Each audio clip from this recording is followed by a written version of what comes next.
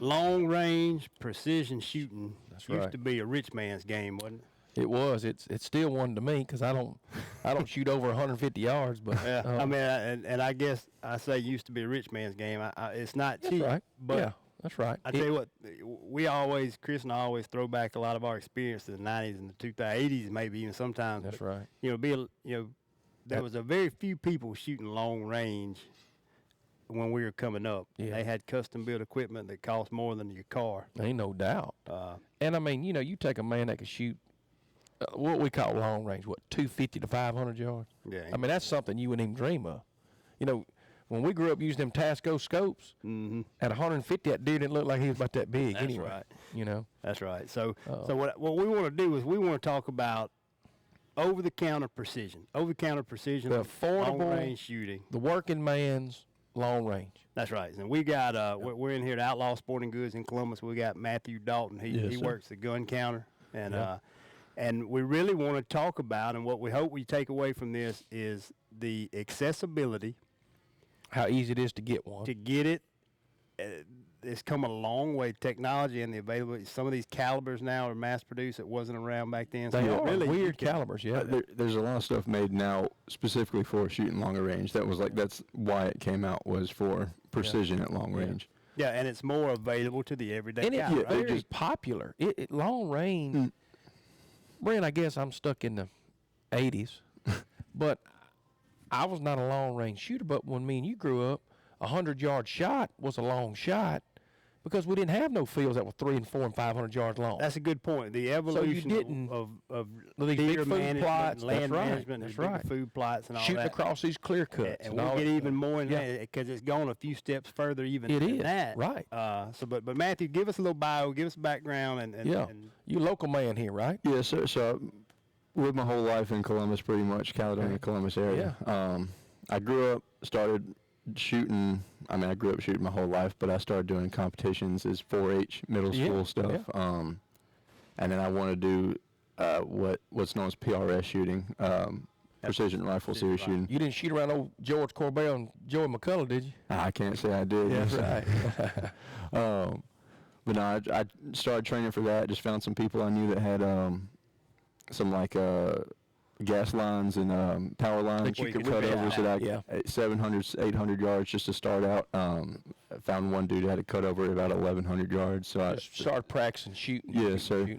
And then I tried to do a couple PRS stuff over in Carthage, and then because they're the only local area that has over 1,000-yard competition range. But other than that, it's.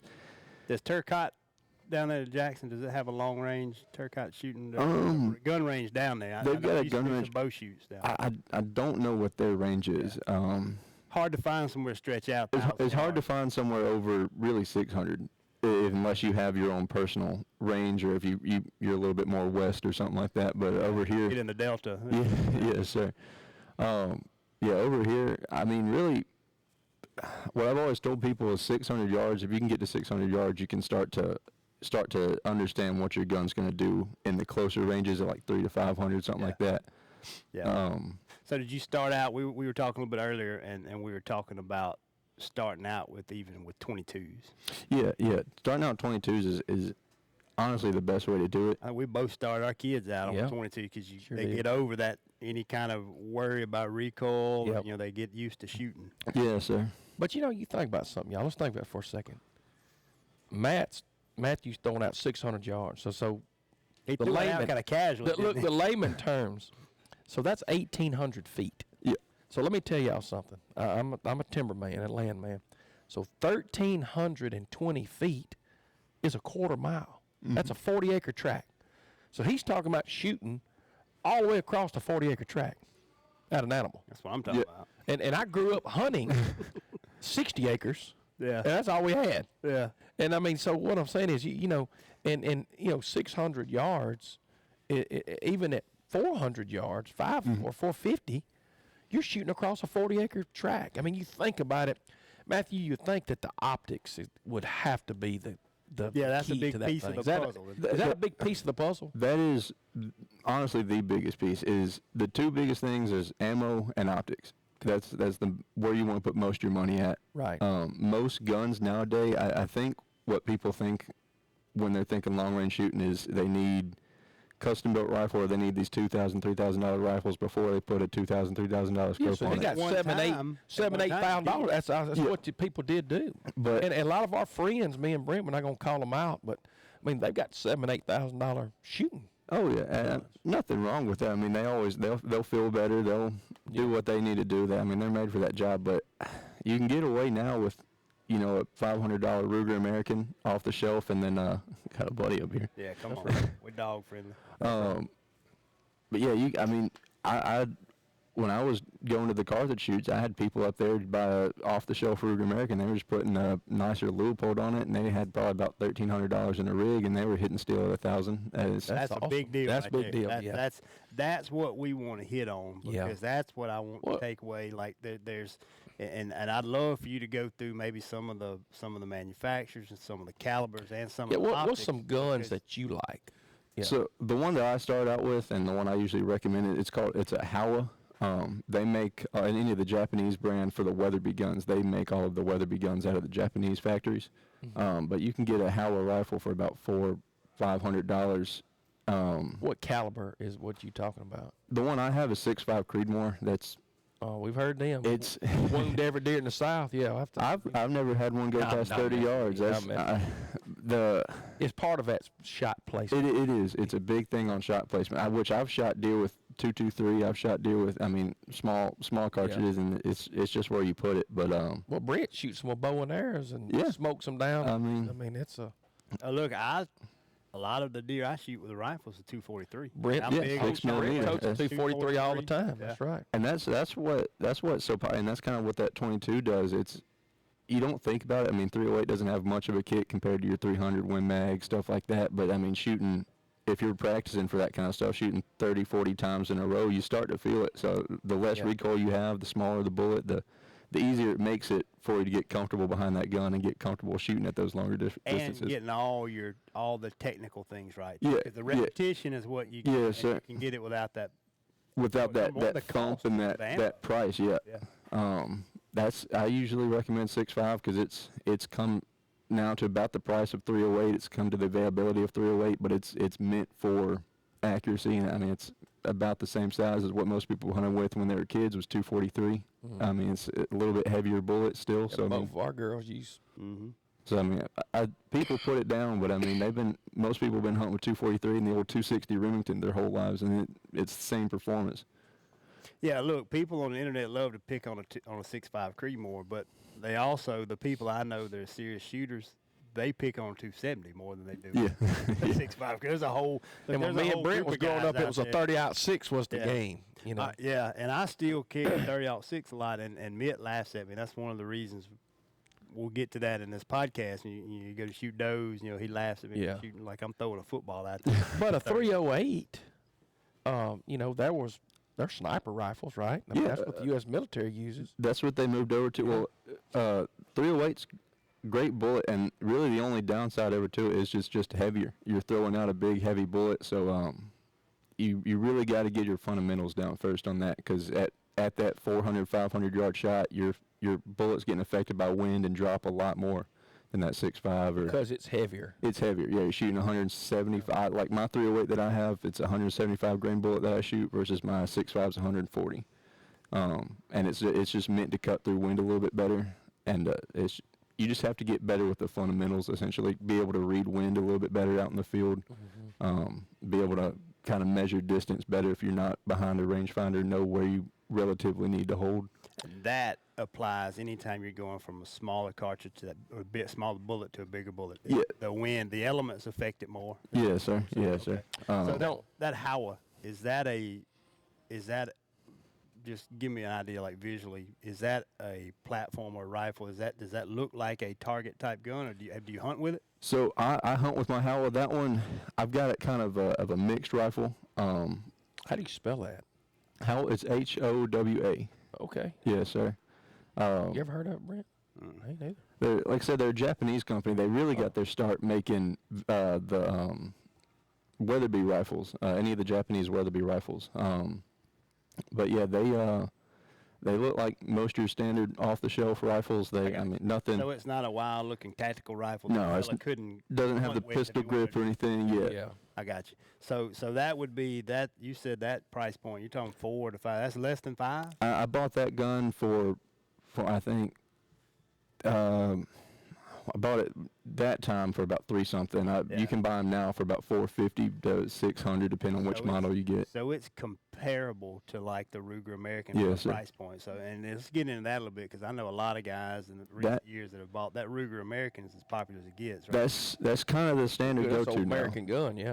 Yeah, sir. That's kind of what most people go with now when they're thinking a reliable budget rifle. It's the first gens are, I think, about $450, and the new ones are only about $600. So I mean, you're getting a good rifle, and it's not anything I'd scoff at. So the good thing I think about that, our buddy Shane Grantham, I think he's bought them for his kids, and he shoots one, but you're not paying extra for some bells and whistles that you don't necessarily need.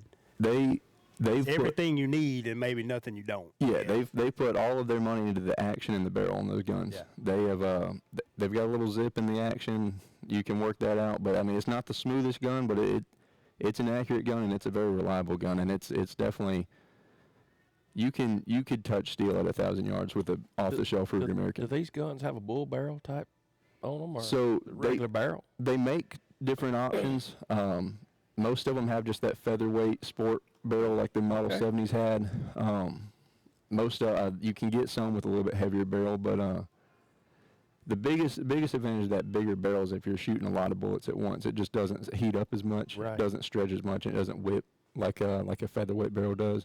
I'd never dreamed you could come buy a gun and shoot 500-600 yards. I mean, it's just out of my mindset, number one. Yeah.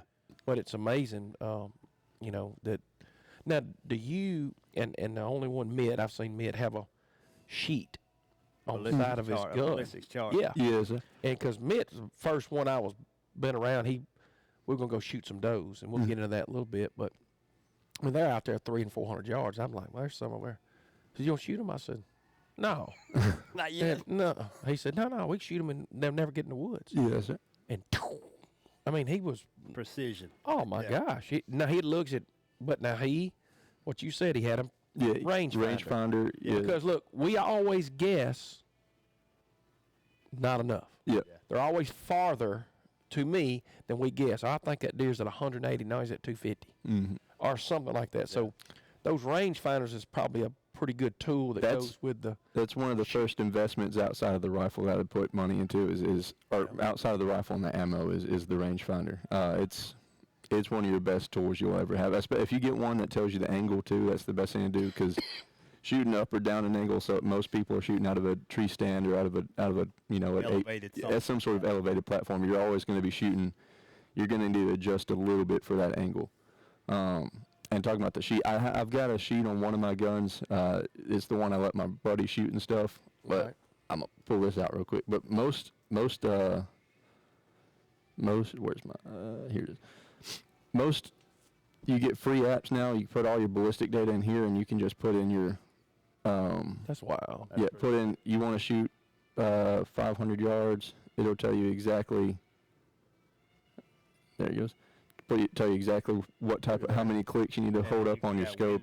Can you put your wind in? Brand, these young guys are sharp. Yeah. They know that stuff. Technology is done. So you'll hit that little Wi-Fi button. It takes all off of your local. So you don't have to enter it. It takes local weather. Yeah, it takes your local weather, and then you put what the wind condition is and which direction it's hitting, and it'll tell you where you need to hold your winds over and everything. Yeah. And then those give you a general, kill shot on a deer. Yeah. Human-sized target at, like, if you're shooting, like, they call them IPSC targets when you're shooting competition, but like the human-sized torso, the one you see most of the time, it'll get you about there within the 500-yard range, and then you can kind of true it. You go shoot, see what you actually need to hold over. You always think about Chris Kyle. Yeah. And American Sniper. Yeah. I mean, you think about when that movie came out. It kind of brought a big uptick. Yes, I mean, and the popularity. I mean, dude, that dude was just incredible. It always makes me Well, you know, his whole story is just but awesome. just the popularity of that movie even of him aside from shooting. him, like Yeah. all of a sudden you started seeing more documentaries on sniping. Yeah. It ramped up. I was gonna say, funny you bring it up because I mean, obviously I'm younger. I grew up when that movie came out. That's what really got me into. Okay. That's what awesome. got me into doing. I played a bunch of the video games as a kid, and I always. You know, before him, it was Hearthcock. Yeah, That was the Hathcock, sni- yeah, Hathcock. Carl, Yeah, the Hathcock, white feather. Vietnam Yeah, sniper. Vietnam sniper. That's right, You know? the white feather. Yeah. Yeah, sir. And he was a sharp guy, too. That's way before his time. He knows Yeah. stuff. That was a test. You passed. All right, so we've gone through Howa, the Ruger American. Does like Savage have a tactical? Savage has platform? a What, what else? Kind of run them through some brands and then maybe calibers. So you kind of have your different levels of it. Kind of your entry level is I'd give Howa, Ruger, Savage. The 110 series that they make is really good.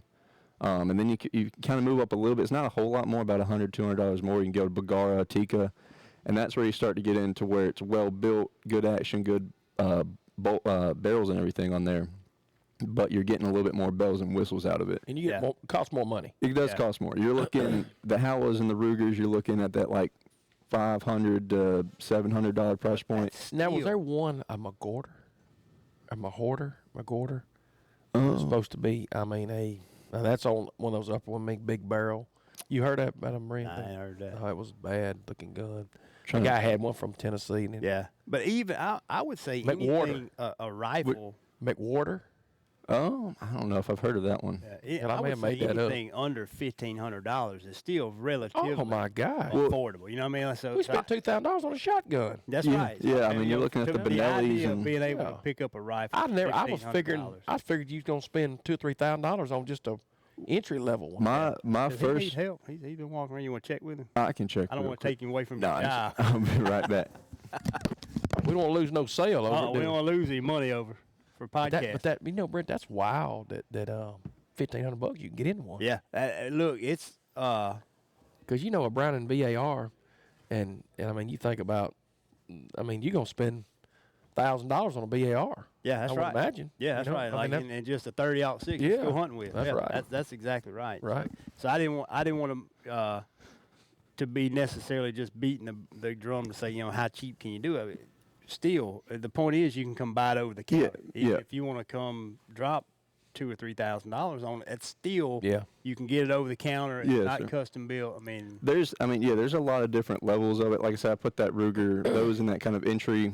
Like I said, 4 to 7. Then you got Tika and Bagara. They're like about that $750 to about $1,100, and then Yeah. you start going up from there. and But, look, in today's world, that's pretty full. That's reasonable. That's what you expect to go pay. I mean that's right. Well, I mean a Browning you're gonna spend more than that. Yeah. I mean, a lot of people you talk to them, and you tell them the price of just a gun, but then, I mean, you think you're going, just like getting a kid set up for their first hunting rig. You're looking at Ruger American, $450, maybe $300, $400 for a decent scope, $60 on some rings. You're looking at about $1,000 after tax just for an entry level rifle. Yeah, but that's out the door. That's optics. Everything that's not bad. Yeah. You know, and so hitting on optics. So you know you got the classic brands. You think of Swarovski, Leupold, all those things. But Vortex is another brand. That's sort of a kind of I don't want to say kind of affordable line. Yeah, they've been big on that. Burris is another one. They were bought out. I can't remember if they were bought out or if they bought out Steiner, but they joined the Steiner Group company, and their glass quality went up a lot. McWhorter, okay. Yeah, I got you. I knew it wasn't crazy. You know, I got one of them crazy. He's over here fact if checking I himself. see, yeah, I That's was what gonna I'm say I talking sound like a about. fool, but yeah, I remember this guy had that McWhorter Yeah. custom rifle. Okay. Yeah, I mean, you're looking Burris, Vortex. You've got some heavy hitters that have come a long way, and they're looking at the affordable line. You're looking at Do you being like a Swarovski? Swarovski's some good glass. It's hard to beat their glass. I on my current rifle I run a Zeiss. Yeah, Zeiss are good. Zeiss, all those. Zeiss is hard to beat. Smith and The Bender. thing Smith and about Bender's a good one. the thing about optics, back your phone up a little, you hear that interference. When you get into optics, whether it's scopes, rangefinders, or even camera lenses, there's these steps in price just about always reflect the quality of that Yeah. glass. Yeah, In sir. that case, I would say somebody told me a long time ago, buy the best one you can responsibly afford, because you do get what you pay for. Glass is one of those ones.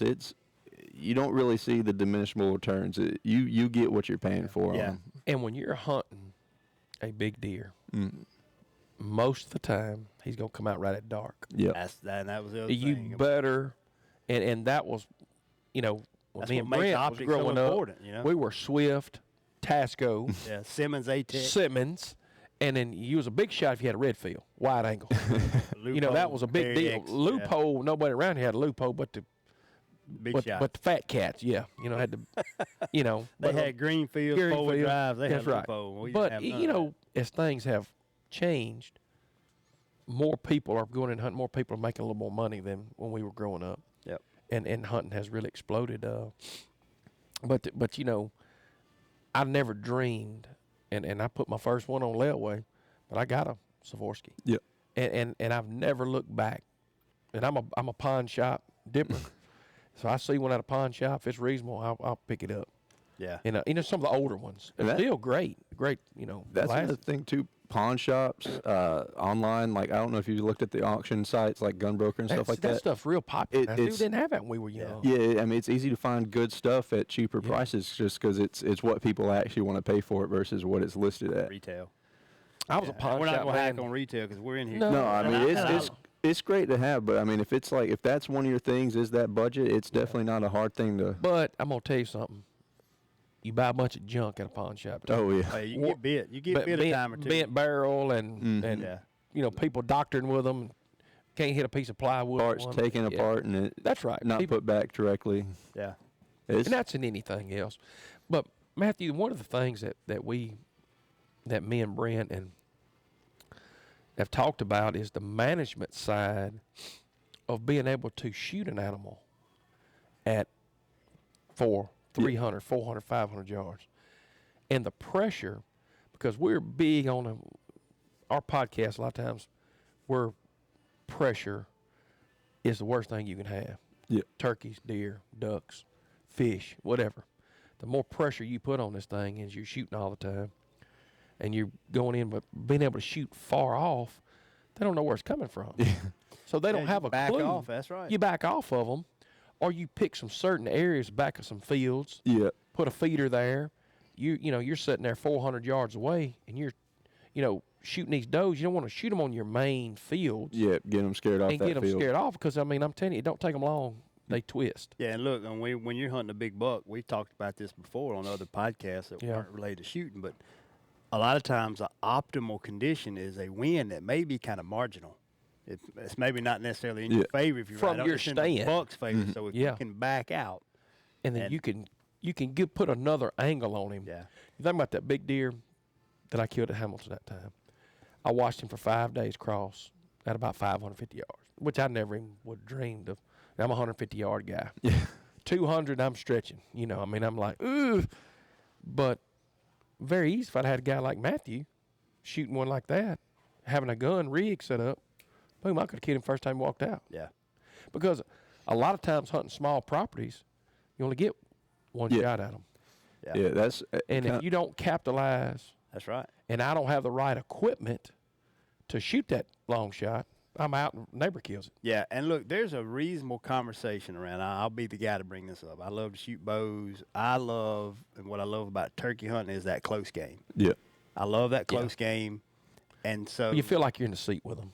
this is one of those things when we start talking about shooting deer at a long range. A lot of people will kind of poo-poo on you, and that's fine. You're not gonna get away from haters. There's an ethical management side to being able to do this. Ain't no question. What we're promoting is having the equipment to do it, being proficient at it. So Well, the working man. Yeah, even combined. if you never plan to shoot a deer over 300, if you don't want to, you set that personal limit, or your property limits you. The food plots and all. You're not gonna have a shot over that.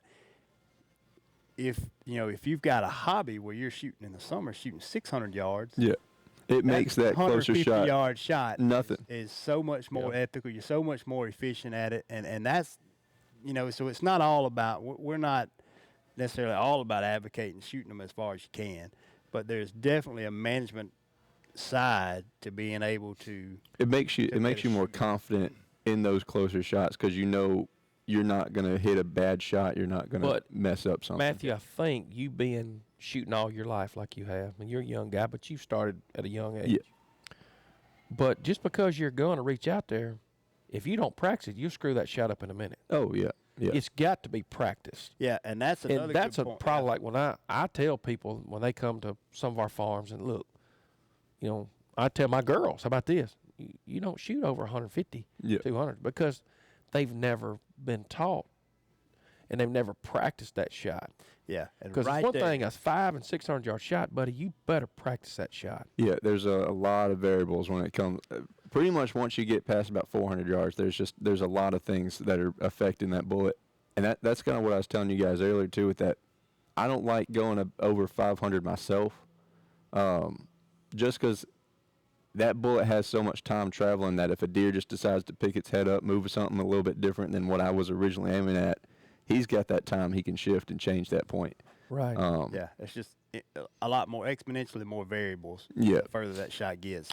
But if you love shooting, and Rich, you love shooting your bow, you would be the kind of guy, probably not me, but you would be that guy that would shoot and perfect it before you would go out there and try to shoot at a deer. It'd be fun to do, and it's funny. We talk about the management application of it, and I really want to hit back on optics too. But you know, late season, you usually kill your does late. Yes, Mid will kill his does late a lot, and if you're someone like them, and like if you got to get some doe, all of a sudden, look, I need 10 or 20 does killed. Well, you're gonna bring in a few buddies. That's when you got them stands. You bring in some buddies, and you can't bring just anybody in because Mitt always, what are you shooting? How far can you shoot? And you question them. Yeah. I mean, and you set them. And you don't set them up for failure. Tough. You know, if a guy can't shoot but 100, 200 yard shot, don't put him on a 400 yard field. Well, it really limits them. Yeah. Because like we said, like you want that guy to be able to have the equipment to make the shot, and maybe to shoot 2 or 3 or 4 of them, and have the glass to be able to not make a mistake. Yeah. Because how many people shoot a little buck, it's getting late, getting prime time, you got a field full of deer. Or like you said, like, you know, you're over on a stand, you got somebody, well, you notice nobody ever shoots over here. Well, they never got close enough. Yeah. You know, you're there to kill does. Yeah. So there's definitely a management side to it. You know, the benefit. You go help him real quick. Yeah, He's picking up a rifle. Yeah, take his money. Hey, look. Upsell him. He ain't lying. But you know that guy sitting right there. He's worked at a factory. He's still got his clothes on. That's the guy that we want to represent. That's that guy going to look at a rifle, can afford it. You know, $1,500. Yeah. He's in long range shooting. You know. That's right, and that's the thing we want to really, the take home is that you know your local dealers, all of the major brands now, the calibers, a lot of these calibers wearing around. Brent, I've never heard of that. 6.5 Creedmoor, 6.5. Was it a? Oh, there's 6 millimeters. Yes. Look, I'm not gonna get out. Yeah, I mean, even it's 260s. Oh man, I mean, even a 7mm 08. I don't. 300 blackout.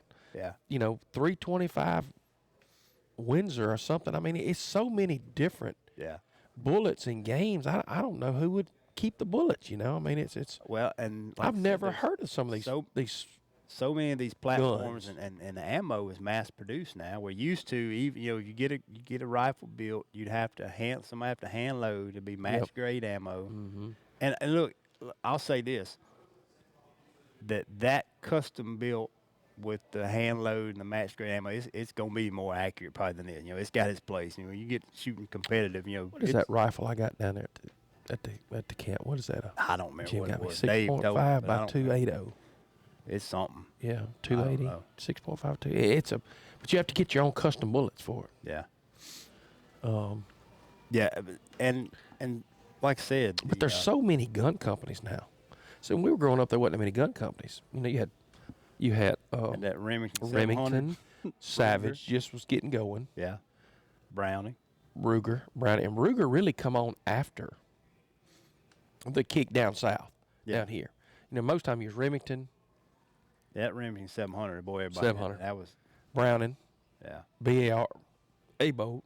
But all And right, so savage. we touched on this earlier, but the hunting and management practices have changed a lot too, because you may have got put out hunting in some hardwoods or in a drain or somewhere with, or on a lane. Remember those lanes? A lot of 30-30 shooting back That's then. right. And now with properties set up with food plots with some long lanes, Well, you take a corridors. 3-acre food plot.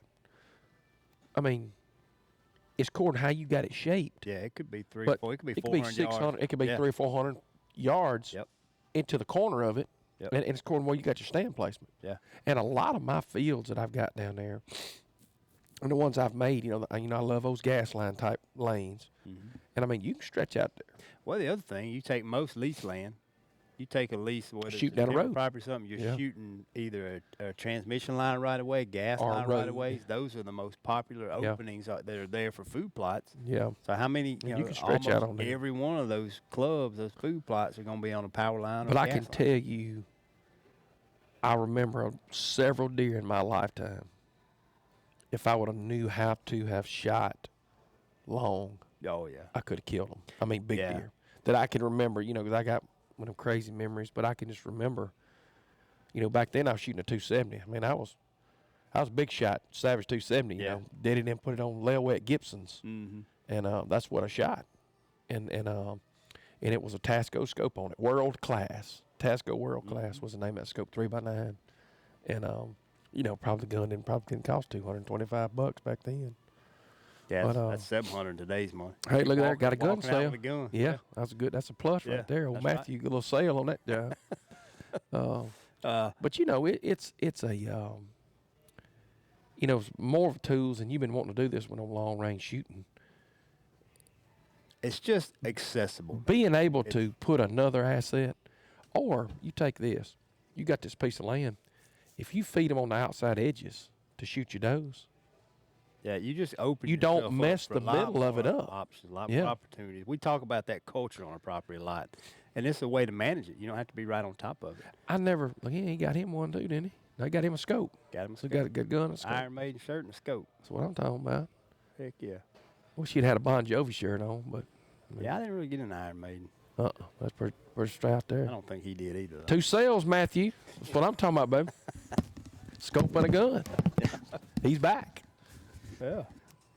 But Oh, we've gone down 4 or 5 other rabbit holes. that's it. All right. Yeah, We've yeah. talked Waiting about on you. shooting down gas lines and power lines. We just and- Yeah. we just watched $700 walk out of here, so we fired up about the. Yeah. So, That's right, sale. so I was sitting with Mitt one time in the shooting house, and I think, and you tell me if I made this up or if I was just misreading it, like I think his rangefinder, maybe in his scope, or maybe it was a range, maybe the scope had a rangefinder and it automatically told him what Clicks to do. how to dope a scope. There are both of those exist right now. So Burris actually came out with 2 models. They have the Eliminator and they have the Veracity.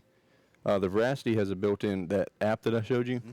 You can put it on your ballistics, and when you twist the dial, it has a little display at the top that tells you what you're dial, like the exact yardage you're dialing in for. Yeah. And the Eliminator has a built-in laser rangefinder. And then SIG makes one that it connects your scope to your I think that's rangefinder. what he's got. So when you range, it'll put a little dot where you need to hold I think over. that's 100%. SIG sounds like something Mitt would have. Yeah. So just me watching Mitt, but he had a dang thing he could put behind that armrest to keep that gun Yeah, so human proof from shaking Yeah, I and think moving. about that, a rest. And that rest is really because look, you can have the best gun in the world. oh got- yeah, If you got that beer joint arm going, you ain't going. I mean, you're gonna Yeah. miss him. And that's So most having that shooting houses. set up in that shooting house, and Mitt would force it in a corner, and he brought a little thing and set it up. Mm-hmm. And I was like, God, that looked like a table saw. And but he'd set that gun in it, and that gun had a swivel on it, and you just lay across it. It did no movement, yeah. no movement. What I've always told people is that the most human you can take out of the gun, the better it's going to shoot. Yeah. Because that gun, you could take the cheapest gun off of the shelf, and it's always going to shoot better than any professional shooter that gets behind it. Well, most of the That's- time, that's people the don't point. get so excited on shooting does. But you have a 150, the biggest deer that he's ever Run it. seen, Deer running running. around a lot. You're going to get excited, and your emotions will make you miss a duck that's standing 10 feet from you. Me Yeah. and Brent's done it. Miller's coming and gets a boom, shoot. I mean, it makes you do crazy human things. It makes you more and another point to that too is it makes people take shots they wouldn't normally take. Yes. You get a deer big enough, and you start thinking 500 yards doesn't sound too far. Right. When you've only ever shot 200 yards. Right. And you've got pictures of this deer, and you have a history with this deer, and you said, and a neighbor may have a picture of this deer. Yeah. You want that pressure's added to you when you shoot. tell you, look, you say that. I've got video, and I'll pull it up and put it in here for our YouTube. But last year, you remember when I had Hunter's gun and it clicked on me? Remember that shot I shouldn't even have took? Oh yeah. Deer, I'm like you can see it on the video. Like I'm on the deer. Oh yeah. Yeah. And then he goes behind a tree, and I'm just assuming he's going to keep moving broadside. And I'd already made up my mind I was shooting. And when he came out behind that tree, he was going almost straight away from me. I mean, in my mind, I thought, well, he's quartering just enough. And click, and the gun clicked. I didn't have the action shut all the way. Oh yeah. And like, deer goes on. I cycle around, and then I don't. He's gone. But I got to looking at the video, and I was like, I should have known. Like, it's a good thing that it didn't fire. And I mean, I you should killed have never hundreds taken and that shot. hundreds of deer. But just like that, in that moment. You get a lot of people who've done it for a long time, and I hunted with a buddy that over in Macon, and we were on a gas line. He'd never shot anything past 200, and there was a deer that walked out. I think he measured it with his rangefinder afterwards, and it was like 680 something yards. And he fired off on him. And he fired 3 at him. Yeah. Didn't touch him once. Didn't even get in the beer joint. Yeah. And but it goes back to, if you invest that $1,500 or $5,000 in this long range gun, find you a place to shoot and practice. Yeah. And that's what I want to do. You've this got time to of put year. brass through that gun to get good at it. Encourage people to get out this summer and do it. Yeah. And, And you got shoot, enough and time shoot, now shoot. ahead of deer season. I try and go Yeah. every weekend when I can. I So try you and shoot a shoot lot, every then? weekend. Yes, Yeah. sir. That's another reason I like that. 308, 6.5. They're not as bad as. It ain't that donkey kick. Yeah, it's not. Yeah. It don't hurt you, and it don't hurt your bank account. Yeah. Yeah. That's a good point. And Yeah. I think that's what some people do too. Is they think to shoot long range they need a Magnum cartridge or they need a big, heavy hitting bullet, and that. 338. I think that pulls people. Yeah. I think it pulls people back away from it because they take 2 or 3 shots and they start hurting, and then they realize they got to buy 2 more boxes of ammo, and it's another $80 a box.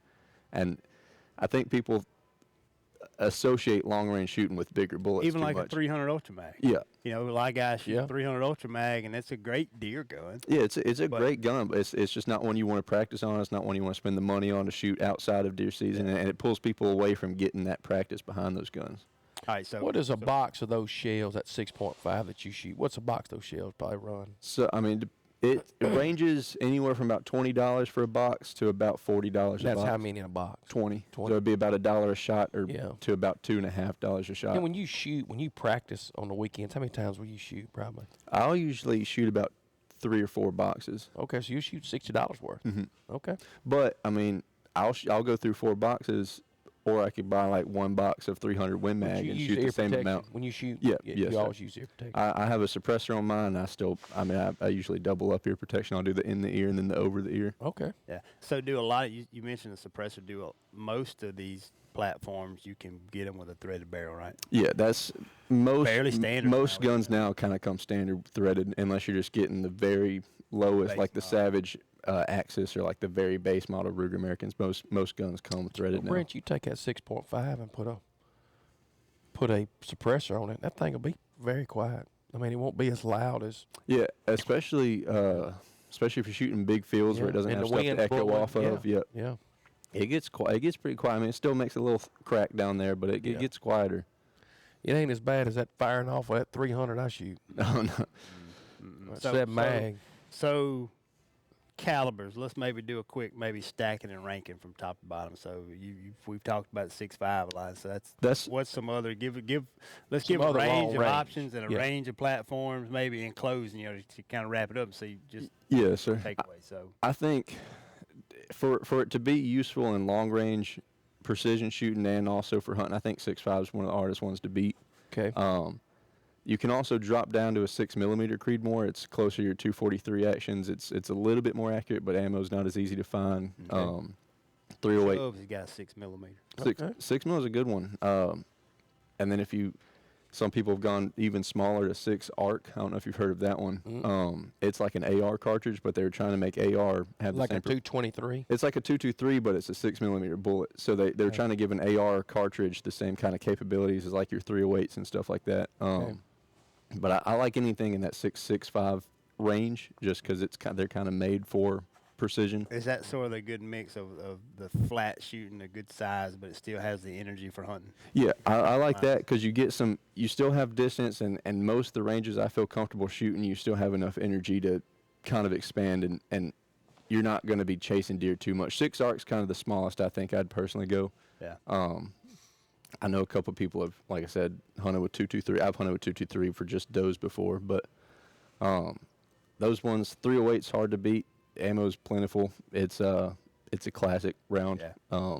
It just, like I said, it takes a little bit more knowing you're going. Right optics and enough time, it will it'll do what you need it to do. It. I also think it's a good trainer round because ammo's not too expensive, and it teaches you how you need to correct for those winds and everything like that. Yeah. You ever heard of a 6.5 by 280? 6.5 280, yes sir. Yeah.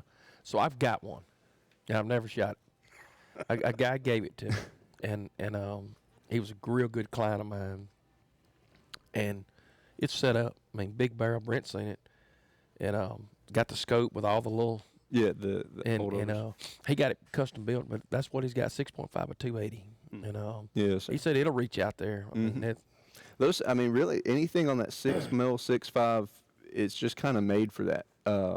You look at some of the older guys. I don't. If you look kind of overseas, like the European guys, they hunt with it's called 6.5 by 55 Swedish. They've been hunting with that forever, but I mean it's about the size, a little bit bigger than a 308, but I mean smaller diameter, but they hunt elk with it. Short action. Yeah. But I mean people hunt elk with it, bigger game, stuff like that, and it's. I guess you could shoot. Let's not get into this deer, but predators. Coyotes. We're talking about management. It's real versatile. Yeah, That's another reason I like the smaller. Man, a bullets, lot too. of them. A lot of this, like Sherwin's buddy down there that's doing this shooting. Yeah, is that him over there? It looks like it. Oh no, yeah. But I mean, this guy shoots long. Shoots predators. And that's a good thing too, because I mean, if you think about it, I hit a 10 or 12 one night. I'm a big fan of like predator hunting, coyote hunting, and stuff like that. Just more recently gotten into that, but Will you shoot one with a 6.5? Yeah.